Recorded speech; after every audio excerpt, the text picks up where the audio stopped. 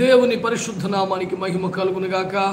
ప్రభువైన యేసుక్రీస్తు మీ అందరికీ నా ప్రేమ వందనాలు. ప్రియులారా, ఈ ఉదయకాలం కూడా దేవుని వాక్యం ద్వారా మిమ్మల్ని కలుసుకోవడానికి, పరిచయం చేయడానికి ప్రభు నాకు అనుగ్రహించిన భాగ్యం కొరకై ప్రభువును స్తుతిస్తున్నాను.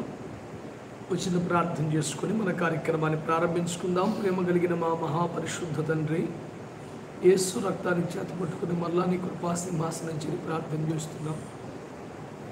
మా జీవితాల్లో మా ఆయుష్ను పొడిగించి మరొక నూతన దినాన్ని మీరు మాకు అనుగ్రహించి ఉండగా, కృతజ్ఞత కలిగిన గుండెతో ఈ దినమంతా సద్వినియోగం చేసుకుంటూ, మాట చేత కానీ క్రియల చేత కానీ మిమ్మల్ని ఆయాసపరచకుండా, నోటి మాటలు హృదయ ధ్యానం నీకు అంగీకారమయ్యేట్లు బ్రతికే కృపేయండి.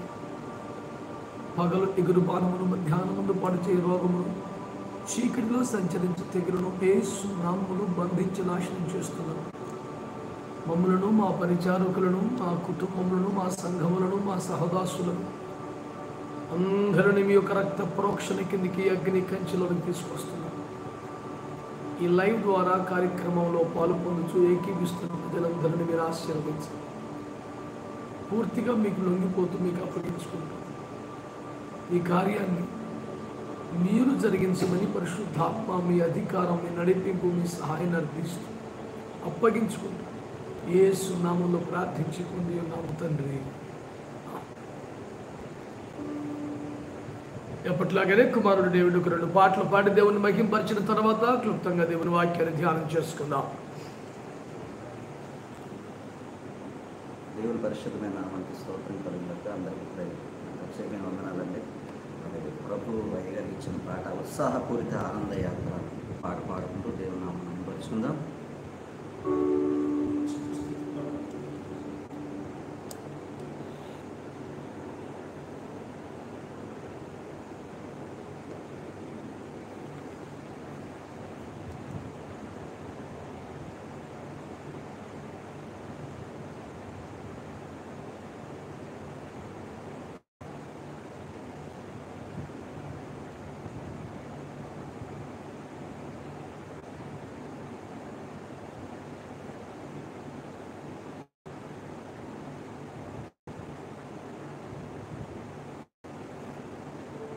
ఆ పాట పాడే ముందు స్తుతి పాట పాడి దేవుని నామమును మహిమపరుచుకున్నాము.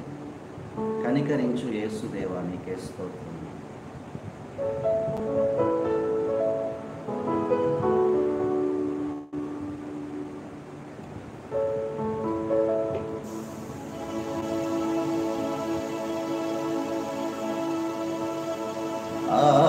ఆదరించి ఆదుకొనుము నీ దీన సేవకులను,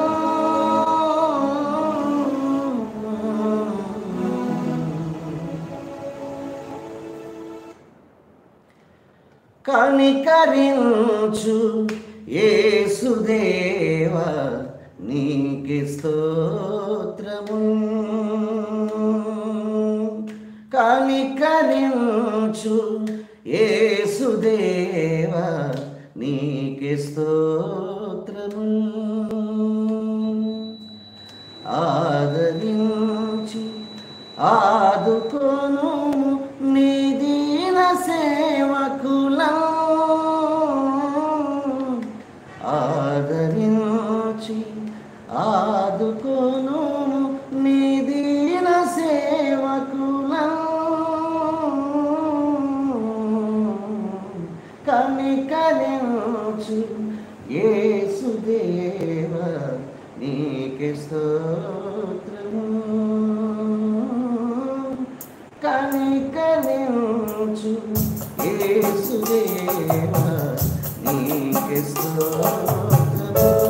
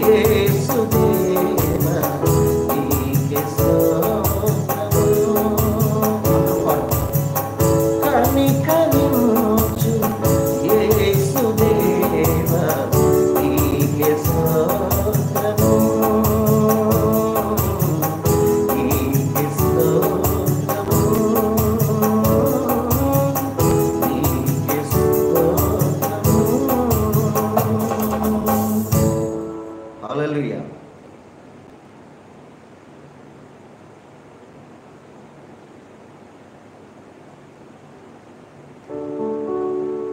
ఉత్సాహపూరిత ఆనందయాత్ర పాట పాడుకుంటూ దేవునామం మహిమపరుచుకుందాం. దయచేసి కొత్త పాట కనుక అందరూ పాడుతుండగా మరలా రెండోసారి ఏకీభవించి దేవునామం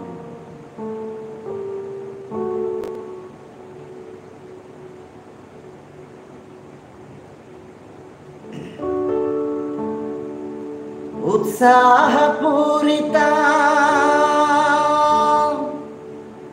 ఆనందయాత్ర సాగలేనని ఉలబడుచున్నది, సాగలేనని ఉలబడుచున్నది.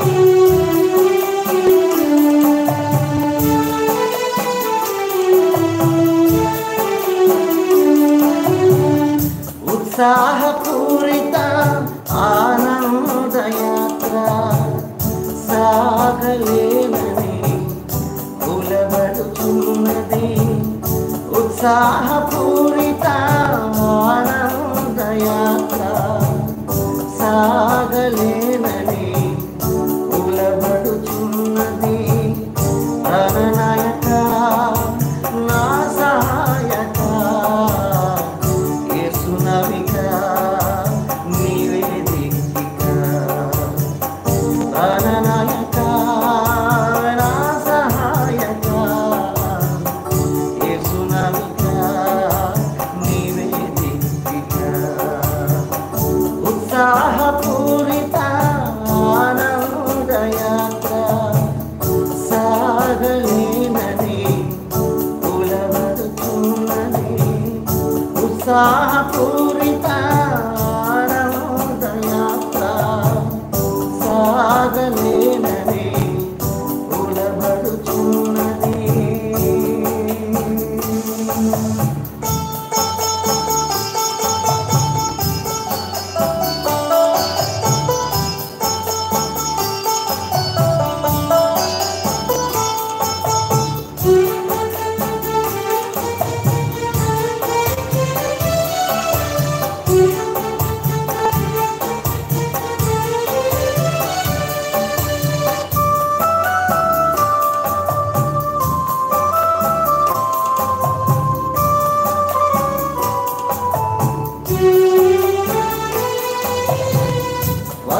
వర్ణరంజితమైన మాయలోకంలో పడబడుచున్నది ఒడుగుడు కొలయానం, వర్ణరంజితమైన మాయలోకంలో పడబడుచున్నది ఒడుగుడు కొలయానం.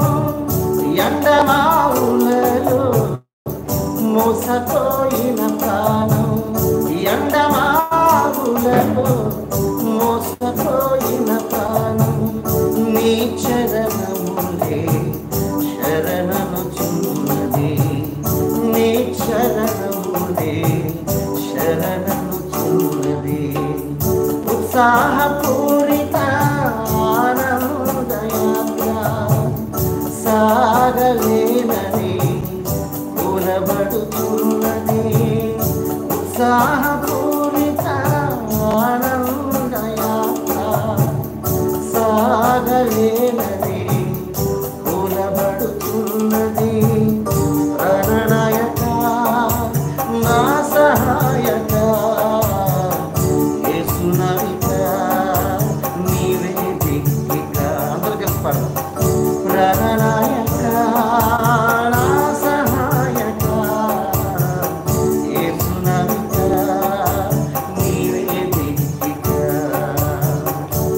ఉత్సాహపూరిత ఆనందయాత్ర సాగలేదని ఉలబడుచున్నది.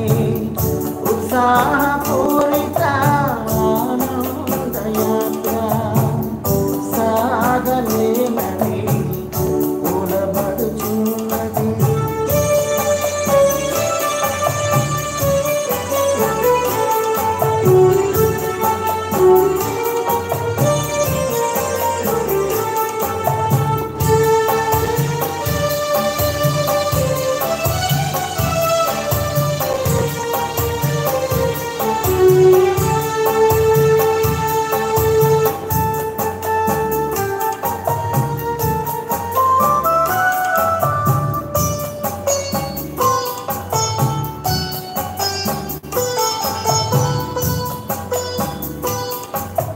కరుణే లేని కెరటాల కొరడాలు కాయమునంట గాయపరచగా. కరుణే లేని కెరటాల కొరడాలు కాయమునంట గాయపరచగా. అలలా సుడులలో అలసిపోయిన దేహం, అలలా సుడులలో అలసిపోయిన దేహం ఆశతో నీ మీద అనుకొనుచున్నది. ఆశతో నీ మీద అనుకొనుచున్నది. ఉత్సాహపూరిత ఆనందయాత్ర సాగలేనని ఉలబడుచున్నది. ఉత్సాహపూరిత ఆనందయాత్ర సాగలేనని ఉలబడుచున్నది. ప్రణనాయక నా సహాయక యేసునాయక నీవే దిక్కిక. ప్రణనాయక నా సహాయక యేసునాయక నీవే దిక్కిక. అందరూ కలిసి ప్రణనాయక నా సహాయక యేసునాయక నీవే దిక్కిక.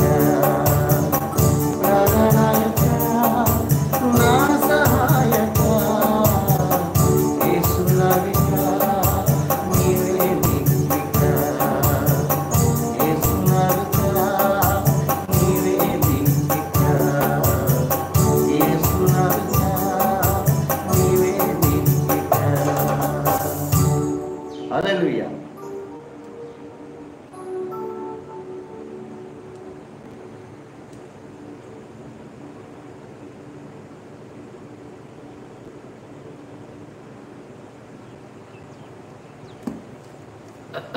దేవునికి మహిమ కలుగునుగాక. ప్రియులరా,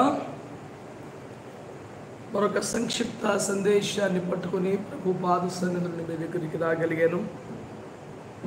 ఈ ఉదయకాల సమయంలో మరి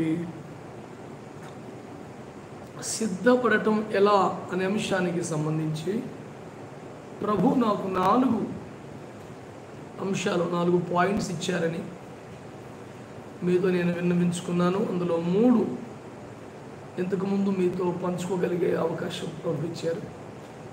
4వ మాట ఈ పూట మీ ముందుకు తేవాలని నేను ఆశపడుతూ ఉన్నాను. పిల్లరా, ఎన్నో భయంకరమైన పోరాటాలు, సమస్యలు మనందరికీ ఉన్నాయి. ఇంతగా దేవుని సన్నిధిలో మొరపెడుతూ ఉన్నప్పటికీ ఇంకా పశ్చాత్తాపంలోనికి రాకపోతున్న ప్రజలను చూస్తుంటే,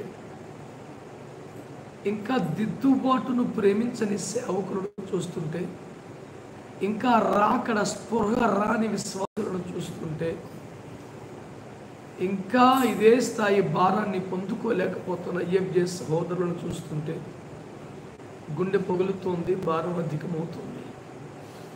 మనం ఇంకా ఎక్కువగా ప్రభు సన్నిధిలో ప్రార్థనలు చేయవలసిన వారమై ఉన్నాం. దేవుని బిడ్డలారా, మరొక పక్క అర్థం పర్థం లేని విమర్శలు, బాధ్యతారాహిత్యపు వ్యవహారాలు, డబ్బుకు తిండికి ఎగబడుతున్న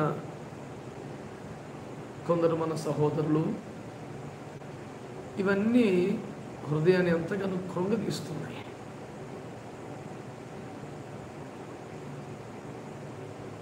కనుక మీ ప్రార్థనలు అధికం చేయాల్సిన అవసరం ఉంది. ఈ వేదనలో నుంచే ప్రభువు పాదాలు పట్టుకున్నప్పుడు ఈ తెల్లవారుజామున ప్రభు ఇచ్చినటువంటి భారాన్నే ప్రార్థన అంశాలుగా సిద్ధపరిచాను. మరింత భారంతో అత్యధిక సమయం ప్రార్థనలు చేయడానికి సిద్ధపడాలని, దేవునికి మహిమ తెచ్చేలా మన అయ్యబ్జ కుటుంబమైన మీ అందరికీ ప్రయోజనకరంగా బ్రతికేలా నా కొరకు కూడా మీ ప్రార్థనలో జ్ఞాపకం చేసుకొని కోరుతున్నాను. ఈనాటి ధ్యానం కొరకు పౌలు తిమోతికి రాసిన 2వ పత్రిక 4వ అధ్యాయం 7-8 వచనాలు.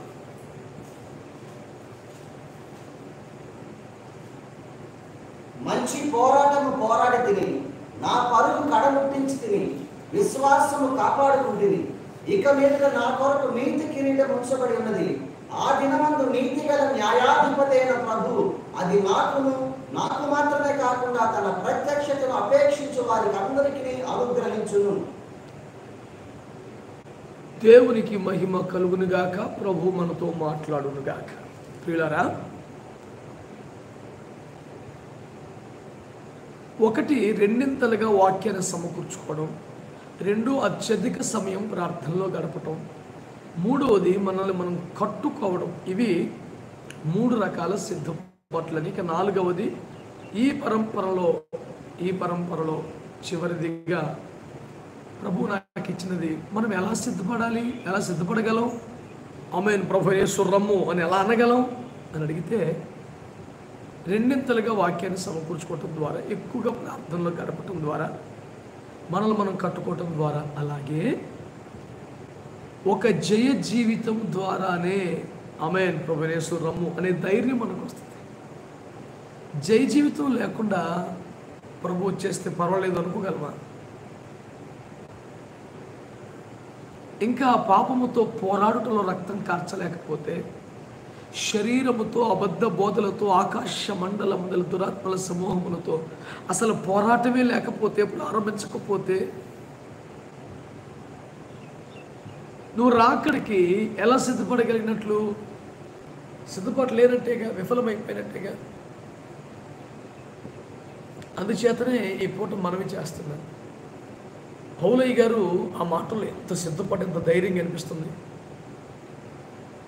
మంచి పోరాటం పోరాడిన విశ్వాసాన్ని కాపాడుకున్న నా పరుగును తుదముట్టించాను, కడముట్టించాను. ఇక మీద నాకు జీవ కిరీటమే. నాకే కాదు, ఈ విశ్వాసంలో సమర్పణల క్రమంలోకి వస్తే ఎవరికైనా అదే అన్నాడు. కాబట్టి పౌలు గారికి మాత్రమే చెందిన ఒక అనుభవం స్థాయి కాదని నీకు నాకు కూడా ఆశలు కల్పిస్తున్నాడు పరిశుద్ధాత్మ దేవుడు. దేవుని వాక్యం మనల్ని ప్రోత్సాహం కలిగిస్తుంది. నీవు కూడా ఈ క్రమంలోకి రాగలిగితే, ఏంట క్రమం? మంచి పోరాటం. అసలు ఎవరిని దేనిని వ్యతిరేకించినప్పుడు ఇక పోరాటం ఎక్కడ ఉంటుంది? అక్రమంతో, అవినీతితో, పాపంతో, వ్యభిచారంతో, బలహీనతతో, లోకులతో, లోక సాంగత్యముతో నీకు అసలు ఇబ్బంది లేకపోతే, వ్యతిరేకత లేకపోతే అసలు పోరాటం ఏముంటుంది నీకు? ఇంకా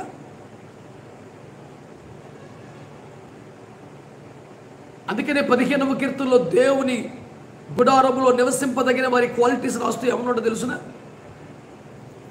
అతడు యెహోవా యందు భయభక్తులు కలిగి సన్మానిస్తాడు, అదే సమయంలో నీచులను అసహ్యించుకుంటాడు. నువ్వు భక్తుల్ని చేర్చుకుంటావు, నీచుల్ని చేర్చుకుంటావు, నీదేమి క్వాలిటీ అసలు? పరిశుద్ధులకి ఆతిథ్యం ఇస్తావు, తాగుబోతుడికి ఆతిథ్యం ఇస్తావు, ఆత్మ సంబంధాలను ఆప్యాయంగా పలకరిస్తావు, రక్త బంధాలను అలాగే బదిలపరుచుకుంటావు. ఎలాంటి పోరాటం ఇది అసలు? అసలు ఈ విభేదమే లేకపోతే, వ్యతిరేకమే లేకపోతే ఇంకా పోరాటం ఏముంటుందండి? ఆత్మకు విరోధముగా పోరాడుతున్న శరీరం అన్నాడు. సరే, శరీరం నైజం అది, నీ ఆత్మ నైజం ఏది?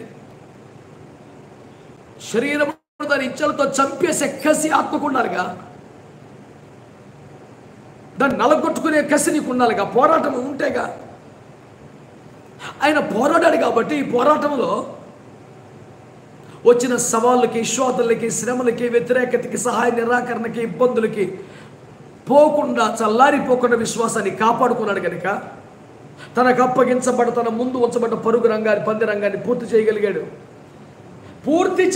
కనుక ఇక ధైర్యం, అమ్మయ్య ఎప్పుడు ప్రభు పిలిచినా పర్లేదు, బోరమోగినా పర్లేదు, నాకు నీ జీవ కిరీటం ఉంటుంది, నీతి కిరీటం ఉంటుంది అని ఒక ధైర్యం. అది కదా నువ్వు సిద్ధపడాల్సిన తీరు. అలా నేను సిద్ధమైతేనే కదా మాట చెప్పగలుగుతాను. అందుకనే సిద్ధపాటులో జయ జీవితం చాలా కీలకమైంది. పరాకాష్ఠ స్థాయి. ఓడిపోతున్నవాడు, బలహీనంగా ఉన్నవాడు, రాజీ పడిపోతున్నవాడు, అబ్బే సుఖం లేదు.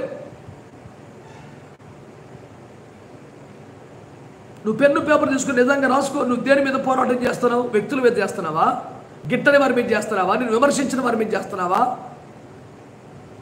నీకు నష్టం చేసిన వారి మీద చేస్తున్నావా? కాదు, అలా చేయకూడదు.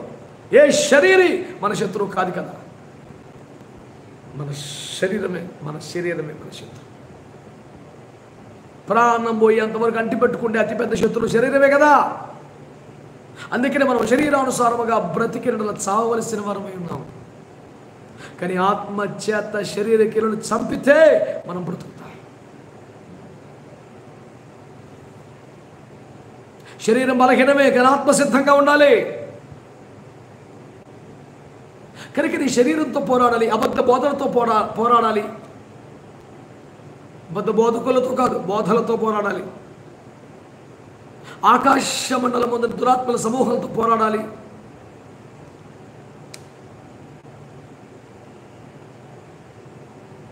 ఈ లౌకిక ఆత్మలు వీటన్నిటితో పోరాడాలి కదా, పాపముతో పోరాడాలి కదా. ఆ పోరాటం పోరాడితేనే నీ విశ్వాసాన్ని కాపాడుకోగలుగుతాం. లేకపోతే విశ్వాసం తొలగిపోతాం, భ్రష్టత్వం వచ్చేస్తాం. ఎందుకంటే 1 తిమోతి పత్రిక 4వ అధ్యాయంలో ఏమన్నాడు? ప్రారంభంలో కడవరి దినములలో మోసపుచ్చు వేషధారం వల్ల, అబద్ధ బోధన వలన, దయ్యముల బోధన వలన కొందరు విశ్వాస భ్రష్టులైపోతారని దేవుని ఆత్మతేటగా చెప్తున్నాడు. విశ్వాసం కాపాడుకోవాలంటే వేషధారణ, మనుషుల వేష భాషల మీద, దాని మీద మనసు పెట్టకూడదు. దయ్యముల బోధకు దూరంగా ఉండాలి. దయ్యముల బోధకు దూరంగా ఉండాలి. అబద్ధ బోధలకు దూరంగా ఉండాలి.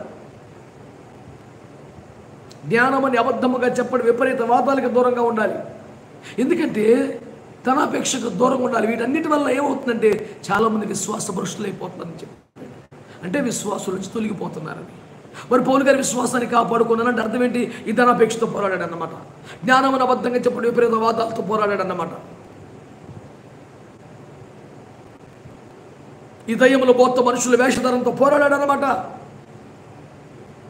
వీటన్నిటితో పోరాడబట్టి, దురాత్మలతో పోరాడబట్టి తన విశ్వాసాన్ని కాపాడుకోగలిగాడు కనుక మనకు తుదముట్టించగలిగాడు కాబట్టి ఇక నాకేం పర్వాలేదు, ఎప్పుడు ప్రభు పిలిచినా, ప్రభు వచ్చినా నా కిరీటం నాకు ఉంటుంది అనే ధైర్యం వచ్చింది. ఆ సిద్ధపాటు, ఆ సంసిద్ధత, ఆ ధైర్యం ఎప్పుడు వస్తుంది?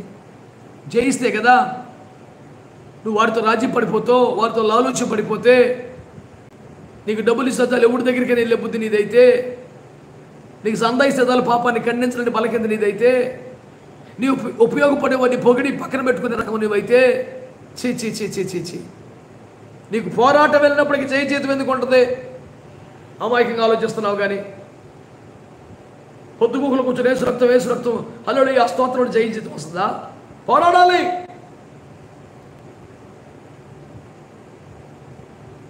నువ్వు ప్రేమించవలసింది ఎవరినో, వెంబడించవలసింది ఎవరినో, విభేదించాల్సింది ఎవరితోనో, దూరం ఉండాల్సింది ఎవరితోనో, పోరాడాల్సింది దేనితోనో అసలు క్లారిటీయే లేకపోతే శత్రువు ఎవరో ఎక్కడున్నాడో తెలియకుండా యుద్ధానికి తయారైపోతున్నా ఒక బుద్ధిహీన సైనికుడు అయిపోతావు సుమా. You must know your enemy and you must identify your enemy. లేకపోతే ఏం యుద్ధం చేస్తావు? నేను చెప్తున్నా కానీ ఈ శరీరమే నీ మొదటి శత్రువు. ఈ శరీర కార్యములే, ఎవరెచ్చలే, భోగేచ్చలే, పాపేచ్చలే, పాపమే ముప్పెరుగని ఇబ్బంది పెడుతున్నటువంటి శత్రువులు. ఆకాశ మండలము దురాత్మల సమూహం నీ శత్రువులు, అబద్ధ బోధలు నీ శత్రువులు, పోరాడాలి. మనకెందుకు లేండి అయ్యారు? సింపుల్ సూత్రం చెప్పనా? అమాలేకీలు మనం చంపాల, చంపకపోతే వాళ్ళు మనం చంపుతారు. ఈ శరీర కార్యాలపై మనము జయము సాధించాలి, లేకపోతే శరీర కార్యములే మనల్ని జయిస్తాయి. యేసు రాజుగా వచ్చు పాడుకుంటే కాదు, నువ్వు సిద్ధమా అని ఎవరిని పడతాను అడిగేటంలో గొప్పతనం కాదు. నీ సిద్ధపాటు ఏంటి తెలుసా? జై జీవితం. జై జీవితం. పాపాన్ని జయించాలి, బలహీనతలు జయించాలి. ఇంకెన్నాళ్ళు కప్పుకుంటావు? ఇంకెన్నాళ్ళు దాచుకుంటావు? నిప్పుల ఒడలో వేసుకుంటే కాలవా అని వాక్యం అడుగుతోంది. జయ జీవితము కలిగిన వాడే సిద్ధపాటు కలిగిన వాడని మీకు జ్ఞాపకం చేస్తున్నాను. జయ జీవితమే నీ సిద్ధపాటు. జయించిన వాడు అయితే నీకు టెన్షనే ఉంటుంది. రాని రాత్రి వచ్చిన అర్ధరాత్రి తెల్లవారుతో వచ్చిన ఎప్పుడు వచ్చినా సరే యేసుతో కూడా నేను ఉంటాను, వెళ్ళిపోతానని ధైర్యంగా నిరీక్షణగా బతకడానికి అవకాశం ఉంటుంది.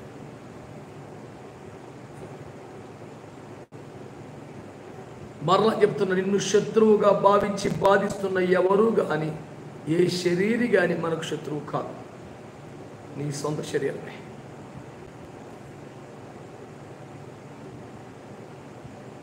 అందుకని యేసు ప్రభువు అన్నారు మత్తయి సువార్త 5వ అధ్యాయంలో కొండ మీద ప్రసంగంలో, నీ కన్ను అభ్యంతర పరిస్తే దాన్ని పెరికివేయి, నీ కాలు అభ్యంతర పరిస్తే దాన్ని నరికివేయి అన్న. 2 కన్నులు కలిగి 2 కాళ్ళు కలిగి నరకలో పట్టం కన్నా ఒంటికాలతో పరలోక రాస్తే బెటర్ కదా అన్నాడు. నేను ఎప్పుడు ఈ విషయం ప్రార్థన చేస్తాను, ప్రభువా అక్షరార్థంగా దాన్ని అలాగే తీసుకోవాలి, దానికి ఏం అక్కర్లా మార్పులు చేర్పులు మర్మాలు. కన్ను అభ్యంతర పడితే తీసేయి, కాలు అభ్యంతర పడితే తీసేయి. పోతే అవయవమైన పోవాలి కానీ పరిశుద్ధత పోకూడదు, ప్రతిష్ట పోకూడదు. ఇది సుస్థిరమైన పాఠం. ఎన్నో ఏళ్ళుగా నేను కూడా ప్రకటిస్తూనే ఉన్నది. కాకపోతే ఈ మధ్యకాలం ముఖ్యంగా నిన్నటి దినం, ప్రభు దీనికి ఏమైనా అన్వయం తీసుకోవచ్చా, దీనికి ఏదైనా అన్వయం చెప్పుకోవచ్చా, దాని తీవ్రతను తగ్గించకుండా, దాని పాఠాన్ని ఏమంటారు వేరొక దారి మరల్చకుండా, దారి తప్పించకుండా అని అడిగితే, ప్రభు నిన్నటి దినం విజ్ఞాపనలు నడిపిస్తున్నప్పుడు నాకు ఆ తలంపిచ్చారు, రాసుకున్నాను. నీ కన్ను నిన్ను అభ్యంతరపరిస్తే కన్ను పీకి వేసుకో అనేది దాన్ని అక్షరార్థంగా పాటించవలసిందే. దాని తీవ్రతను పాఠాన్ని తగ్గించట్లా, మరల్చట్లా. కానీ ఇంకేదైనా అన్వయం ఆ దిశగానే బాగుపడటానికి అని అడిగితే, నేను నా ప్రభు జ్ఞాపకం చేసిన ఒక మాటని అడిగాను కనుక ఆమె జాలితో ప్రభు నాకు ఇచ్చిన తలంపు, నీ కన్ను అంటే ఏదైనా ఇంటర్నెట్. నేను రాసుకున్నాను. ప్రపంచాన్ని దాంట్లో చూస్తున్నాం మనం. ఏ మూల కూర్చున్న ప్రపంచాన్ని చూడగలుగుతున్నావు. నేను చెప్తున్నా ఇంటర్నెట్, అది టీవీలోనా, ల్యాప్టాప్లోనా, డెస్క్టాప్లోనా, మొబైల్లోనా కాదు, ఇంటర్నెట్ నీకు కన్ను కదా. అందుకని విండోస్ అని వాడతారు కదా, దాంట్లో ప్రపంచం చూసేస్తాం కాబట్టి ఆ కిటికీలో నుంచి. ఇప్పుడు మనిషికి అదే జ్ఞాననేత్రం అయిపోయింది, అసలు నేత్రం అయిపోయింది. దాంట్లో నుంచి ప్రపంచం చూస్తున్నాడు. ఆ కన్ను నీ పరిశుద్ధత పరిస్థితి. ఆ ఇంటర్నెట్ కానీ, ఆ కంప్యూటర్ కానీ, ఆ మొబైల్ కానీ నీ అసలు నేత్రం పోకముందే దాన్ని తొలగించుకునేది నా సలహా. పనికొచ్చుద్ది అనుకుంటే పాఠం, లేకపోతే పక్కన పడి లాస్ ఏం లేదు.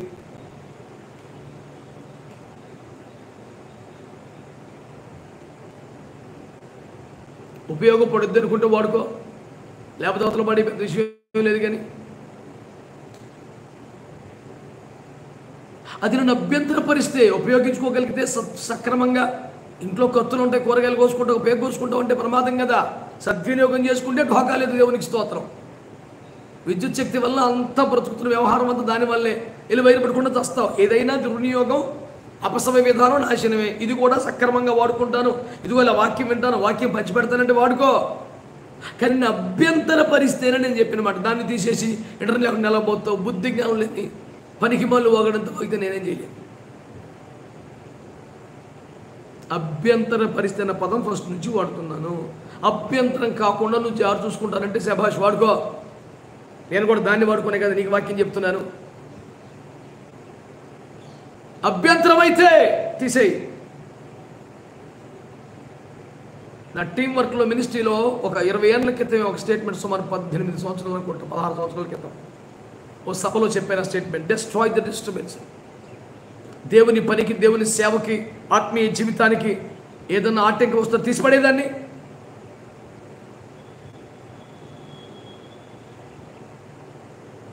అందుచేతనే సద్వినియోగం చేసుకొని దేవుని మహింపరచగలిగితే దీవించబడతావు, మంచిదే. అభ్యంతరకరంగా ఉంటే మాత్రం జాగ్రత్త పడిపోమని సలహాయిస్తున్నాను. మరి కాలు అంటే నేను చెప్తున్నాను, నాకు ప్రభు ఇచ్చిన తలంపు.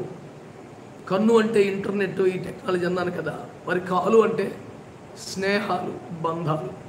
అల్లేగా దేవుని సన్నిధిలో నుండి, పరిశుద్ధతలో నుండి, సమర్పణలో నుండి నిన్ను బయటికి లాక్కెళ్ళేది, లోకంలోకి తీసుకెళ్ళేది. అలాంటి స్నేహాలు, అలాంటి బంధాలు ఉంటే తెంపేసుకో. ఇది నా సలహా మాత్రమే, ఇది పెద్ద ఉపదేశమే కాదు. ఆ వచనాన్ని అక్షరార్థంగా, యథార్థంగా అలాగే పాటించాలి. దాని తీవ్రతను తగ్గించడానికి వీళ్ళే.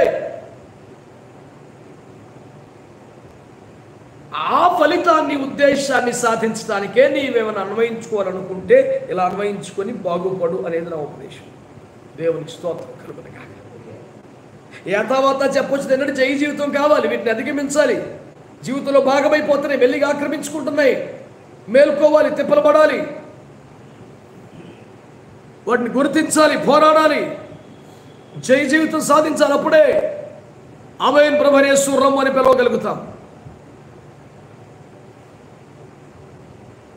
ఆమేన్ ప్రభువే యేసు అని పిలవగలుగుతాం. ఎప్పుడు ప్రభు వచ్చి నాకు ఇక నీతి కిరీటం ఉంది, జీవ కిరీటం ఉంది అని ఒక నిశ్చిత కలిగి బతకగలుగుతాం, నిరీక్షతో ఉండగలుగుతాం.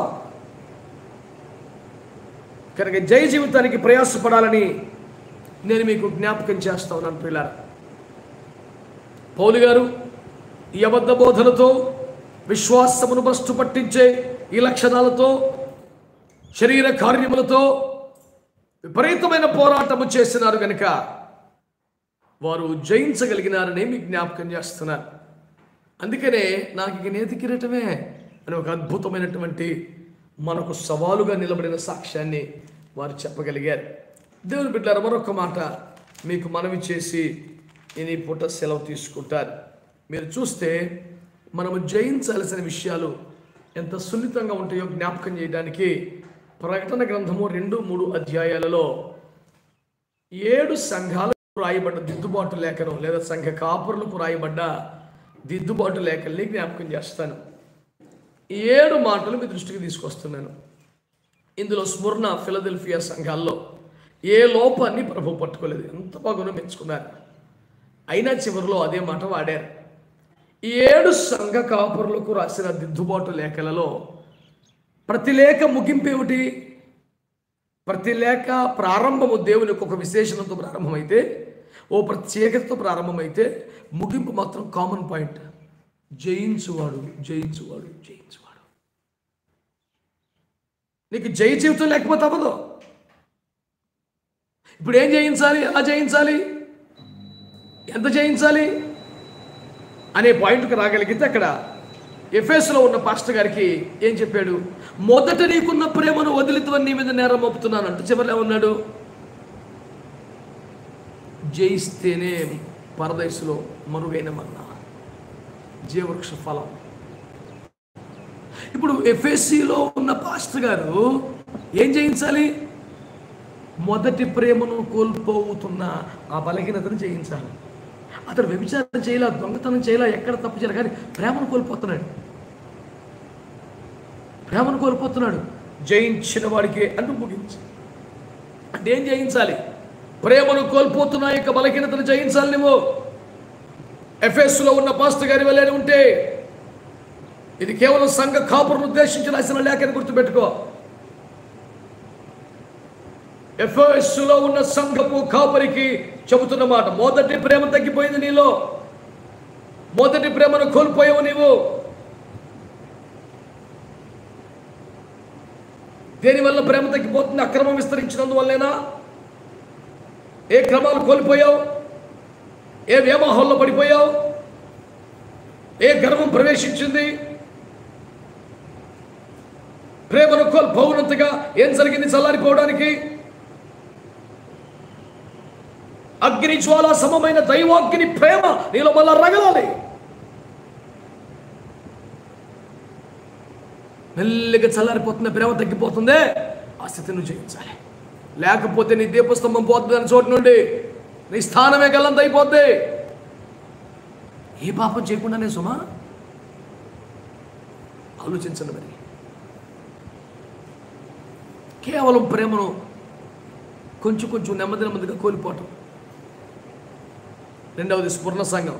స్ఫురణ సంఘానికి అసలు ఏమి లోపం ఉంది? ఒక్క లోపం లేదు. నేను రాసుకుంటాను నా స్టడీ బైబిల్లో స్వర్ణ సంఘం దగ్గర స్వర్ణ సంఘం అని రాసుకుంటాను. బంగారు లాంటి సంఘం అన్నమాట. స్వర్ణ సంఘ కాపరి. ఒక్క లోపం లేదు పాస్టర్ గారిలో. చాలా దేవుడు మెచ్చుకున్నాడు. కానీ ఏమంటాడు ముగింపులో? జయించిన వాడికి రెండవ మరణం అలేహాన్ని. ఇంకేం జయించాలి సార్? లోపం లేదో నువ్వే చెప్తివే. ఏం జయించాలంటే 10 దినములే శ్రమ కలుగును, మరణం వరకు నమ్మకంగా ఉండు. అంటే ఏమిటి ఆయన జయించాల్సింది? ఈ శ్రమలో ఉన్న నమ్మకత్వాన్ని రేపొద్దున సంపదలో విడుదల వచ్చిన తర్వాత, దేవుడు వచ్చిన తర్వాత కూడా కోల్పోకుండా కాపాడుకోగలిగితే చాలు. అంటే నమ్మకత్వాన్ని కోల్పోయే ప్రమాదాన్ని జయించాలి. ఆ బలహీనత రాకుండా చూసుకోవాలి. కావలి కాసి ప్రాకారములు తిట్టపరుచుకొని దాన్ని కొట్టుకోవాలి, జాగ్రత్తగా జయించుకోవాలి.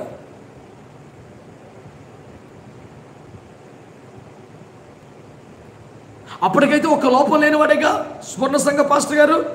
అయినా ఏమంటున్నారు? నువ్వు జయించాలి. ఇంకేం జయించాలి సార్? మరణం వరకు అంటే నమ్మకత్వాన్ని కొనసాగించుకోకుండా ఇక జాలేని సరిపెట్టుకుని ఏదైనా బలహీనత వస్తుందేమో దాన్ని జయించాలి. పెర్గమ సంఘ కాపరిని చూడండి, మంచి సేవ చేశాడు ఆయన కూడా, ఆ పాస్టర్ గారు కూడా, పెర్గమ సంఘం యొక్క పాస్టర్ గారు. కానీ నికోలాయితల బోధలు ఉన్నవారిని సమర్థంగా తిప్పుకోవట్లేకపోయాడు. వాళ్ళని అధిగమించలేకపోయాడు. అపోస్తుల బోధని సమర్థంగా స్థాపించి కొనసాగించలేకపోయాడు. నికోలాయితల బోధలు వచ్చేసారు. అందులో నికోలాయితల బోధలు అంటే ఏమిటని పెద్దగా ఇబ్బంది పడాల్సిందే. అపోస్తులు బోధించిన బోధకి యేసు నేర్పించిన పాఠానికి భిన్నమైన బోధ, వేరొక బోధ, వేరొక నామం, వేరొక ఆత్మ, వేరొక బ్యాచ్. అది సత్యమునకు స్తంభముగా కాక సత్యమునకు భిన్నమైన వ్యవహారం.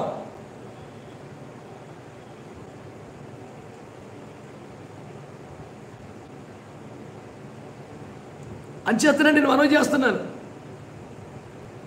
నికోలాయితల బోధనలు ఉపేక్షించడానికి లేదు. అలాగే తుయతైర సంఘ కాపురి దగ్గరికి వస్తే, తుయతైర సంఘములో చేస్తున్న సేవకుడు, ఆయన క్రియలు కూడా మెల్లిమెల్లిగా పెరుగుతున్నాయి, డెవలప్ అవుతున్నాడు, విస్తరిస్తున్నాడు. కానీ యెజబెలును స్థిర ఉండనిచ్చుచున్నావు.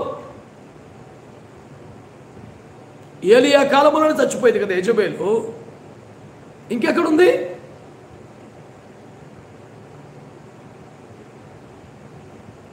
యెజబెలు ఆత్మ అంటే దాని పనులు, దాని క్రియలు, కన్ఫ్యూజన్కి, తప్పుడు బోధలకి, అబద్ధాల బోధకి కారణం యెజబెలు ఆత్మను ఏం చేస్తున్నాడట? ఉండనిచ్చుచున్నాడు. అంటే అర్థం ఏమిటి? ఇతనే పిలిపించలా, ఇతనే రప్పించలా, వచ్చింది కానీ దాన్ని జయించలేకపోతున్నాడు. సర్లే ఉండనిచ్చుచున్నావు అంటే ఉపేక్షించావు, పోన్లే అని వదిలేసావు. నిజంగా నువ్వు పోరాడితే, కష్టపడితే, ప్రయాస పడితే, అడ్డం తిరిగితే, ఎదురు తిరిగితే దాన్ని వెలగొట్టగలవు. ఉండనిచ్చుచున్నావు అంటే నువ్వే వెలగొట్టడం లేదని. దైవజనుడు అబద్ధ బోధల్ని, యెజబెలు ఆత్మ కార్యాలని, నీ సేవలోని సంఘములు ఉపేక్షిస్తున్నావా? నేను దానికి పెట్టిన పేరేంటి తెలుసా? ఆధ్యాత్మిక ఉదాసీనత. ఆధ్యాత్మిక ఉదాసీనత అంటే చూసినట్టు వదిలేయటం, పర్వాలేదులే వదిలేయటం, అంతగా ఖండించకపోవడం. నేటి సేవలో ఎక్కువ మంది యొక్క రాజీద్వారాలు అదేగా ఎందుకులంటే దూరం చేసుకోవడం, ఎందుకులంటే పోగొట్టుకోవడం, ఎట్టగట్ట కాపాడుకోవాలి కదండి. వ్యక్తులను కాపాడుకోవాలి నిజమే, కానీ ఆ క్రియలను, ఆ ఆత్మలను, ఆ దుష్టాత్మలను మనం జయించి తీరాలి. కనుక ఆ ప్రేమను కోల్పోతున్న బలహీనతను జయించాలి. ఫేసులో పాస్టర్ గారు నమ్మకత్వముని కాపాడుకునే దిశగా దానికి వ్యతిరేకంగా పనిచేస్తున్న కార్యాలను జయించాలి స్వర్ణ పాస్టర్ గారు.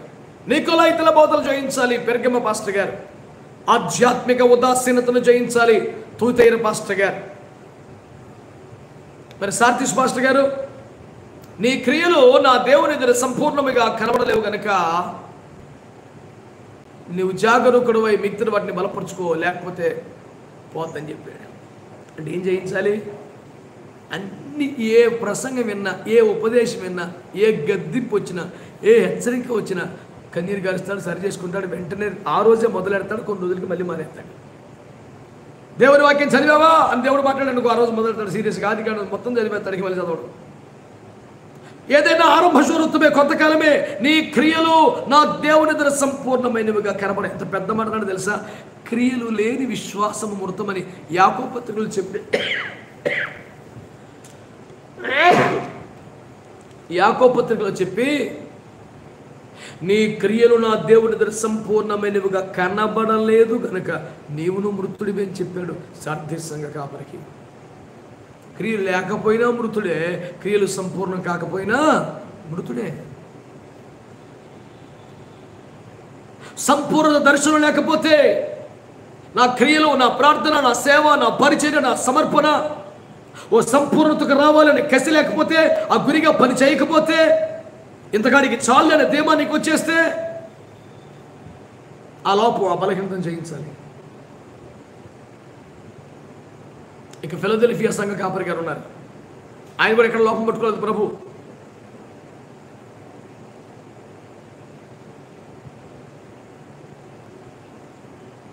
ఆయన దగ్గర లోపం పట్టుకోవాలా. కానీ ఏమన్నారు? ఆయన కూడా జయిస్తే అన్నారు. మరి ఏం జయించాలి? ఆయన కలిగిందాన్ని గట్టిగా పట్టుకునే కదా చాలు. నీకు ఇచ్చిన కిరీటం, నీకు ఇచ్చిన అభిషేకం, నీకు ఇచ్చిన కృప, నీకు ఇచ్చిన తలాంతులు పట్టుకో.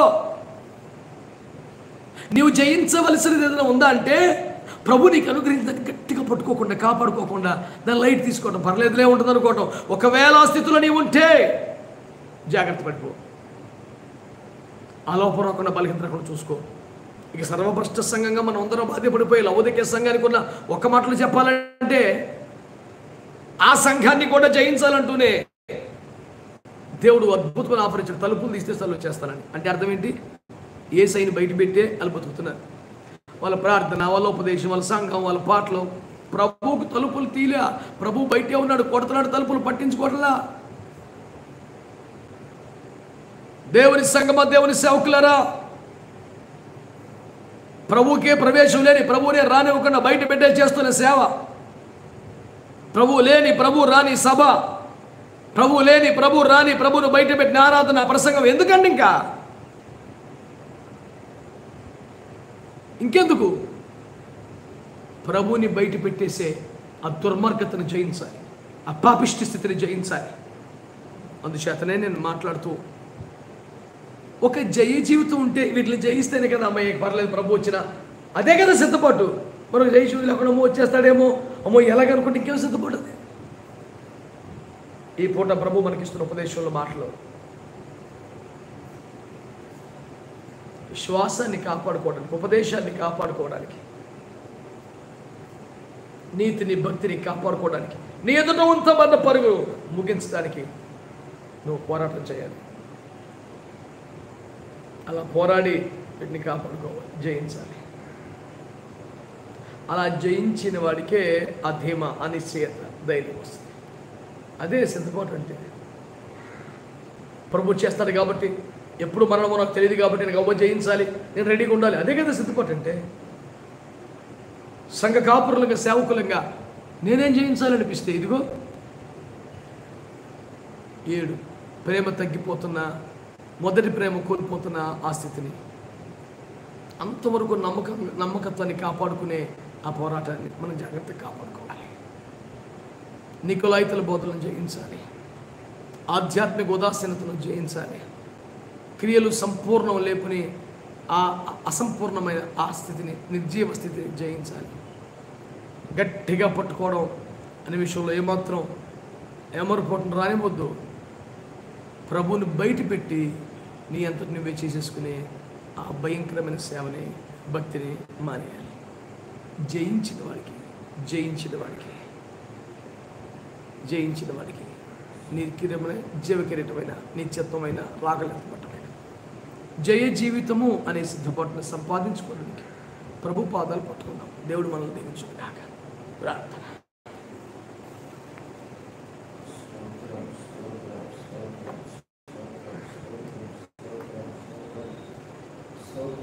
ప్రార్థన చేసుకుందాం. ఒక నిమిషమైనా ప్రభు సన్నిధిలో ప్రభువుకి స్తోత్రాలు చెల్లించండి, ఘనపరచండి, కొనియాడండి, ప్రభువుని పైకెత్తి పట్టి ఘనపరచండి. ప్రభువానికి స్తోత్రం, స్తోత్రం, స్తోత్రం. దైవమానికి స్తోత్రమయ్యా, స్తోత్రమయ్యా, స్తోత్రమయ్యా, స్తోత్రమయ్యా, స్తోత్రం. మహోన్నతుడానికి స్తోత్రం, మహాగరుడానికి స్తోత్రం, నిత్య నివాసానికి స్తోత్రం. ప్రేమ కలిగిన మా పరిశుద్ధ తండ్రి మీకు స్తోత్రం. ఈ ఉదయకాలపు ఈ స్వల్పకాల పరిచర్యలో మమ్మల్ని దాటిపోని దేవుడిగా మా మీద అనుగ్రహం చూపుతూ మీ లేఖన కాంతిలో మా అంతరంగములను పరిశీలించుకొని పరిశోధించుకొని సరిచేసుకున్నట్లు చూపిన కృపకై స్తోత్రం. ఈ సమయమందు ప్రాణాత్మ దేహములతో మీకు లొంగిపోతున్న మా జీవితాలను కనికరించమని కోరుతున్నాం. మీ సన్నిధి, మీ ఆశీర్వాదం మాకు రానిమ్మని కోరుతున్నాను. మా ప్రభువా, ఈ సమయమందు నాతో పాటు నా సహోదరులు, నా బిడ్డలు ఎవరైతే మోకాళ్ళ మీద ఉండి పశ్చాత్తాపంతో ప్రభువా నేను పలానా విషయాన్ని జయించాలి, పలానా విషయాన్ని జయించాలి, లేకపోతే నేను ఏది జయించాలో అది నాకు ఇది అర్థమైందని నీ దగ్గర మొదలు పెడుతున్నారో, నీ సహాయంకై చేతులు ఎత్తుచున్నారో వారందరినీ కనికరించండి అయ్యా. నిశ్చయముగా ఆయా సంగతులను జయించుటకు శక్తినివ్వండి. శరీరమును జయించుటకు, దాని ఇచ్చలను జయించుటకు, వేషధారులను ప్రభువా ఆ దయ్యముల బోధలను జయించడానికి, అబద్ధ బోధలను జయించడానికి, విశ్వాస భ్రష్టత్వానికి కారణమైన పాపిష్టు సంగతులను జయించడానికి కృపదైత్యమని ప్రార్థన చేస్తున్నాను. ఆ జయ జీవితమే సరైన సిద్ధపడ్డని, జయ జీవితం లేకపోతే ఇంకేమో సిద్ధమని మీరు మాతో సూటిగా మాట్లాడారు. ప్రకటన గ్రంథం 2-3 అధ్యాయాలు 7 సంఘాల కాపురులను ఉద్దేశించి మీరు చేసిన మాట మా ఎదురు తేటగా ఉండి మా లోపములు కనబడి ఒప్పుకొనుచుండగా ఆ చొప్పున జయ జీవితం సాధించే కృపను ఎంతమంది ప్రతి మాటను ఒప్పుకొని తమకు చెందిన మాటను అంగీకరించి పశ్చాత్తాపంతో నీ చెంతకు వస్తున్నారో వారందరినీ అంగీకరించండి. కన్ను అభ్యంతరపరిచిన, కాలు అభ్యంతరపరిచిన తొలగించుకుని పరిశుద్ధతను కాపాడుకొని మహిమకు సిద్ధపడే వైరాగ్యం, అలాంటి గొప్ప జయ జీవితం మాకు ఇచ్చి మహిమ పొందమని ప్రాణాత్మ దేహాల్ని ఈ ఉపదేశాన్ని విన్నవారిని, అంగీకరించిన వారిని, ఏకీపించి ప్రార్థిస్తున్న వారిని ఇక మీద జరగబోతున్న విజ్ఞాపన పరిచయలను ఆశీర్వదించమని యేసు పరిశుద్ధ నామములో ప్రార్థించి పొంది ఉన్న మా పరమ తండ్రి, ఆమేన్. మన తండ్రి దేవుని శాశ్వత ప్రేమ, ఆయన కుమారుడు లోకరక్షకుడు యేసునాథుని నిత్య నిబంధన సంబంధమైన కృప, పరిశుద్ధాత్మని అగ్ని అభిషేకపు సన్ని సహవాసం మనకు, సంఘానికి, సకల పరిశుద్ధులకు ఎప్పుడు ఎల్లప్పుడు సదాకాలము తోడై నడిపించునుగాక. ఆమేన్. యేసు రక్తమే జై, సిలువ రక్తమే జై. ప్రభు యేసు నామమున సంపూర్ణ జయం కలుగునుగాక. ఆమేన్, ఆమేన్, ఆమేన్. పిల్లలు అందరికీ వందనాలు. కొద్ది నిమిషాల్లో నేను ప్రార్థన అంశాలు పెడతాను. అందరూ ఏకీపిస్తూ సిద్ధంగా ఉండండి. 10:30 నుంచి 1 గంటల వరకు మోకాల మీద ఉందాం, ప్రార్థనలు కొనసాగిద్దాం. దేవుడు మనందరికీ తోడయుండి నడిపించి జయమిచ్చునుగాక. ఆమేన్.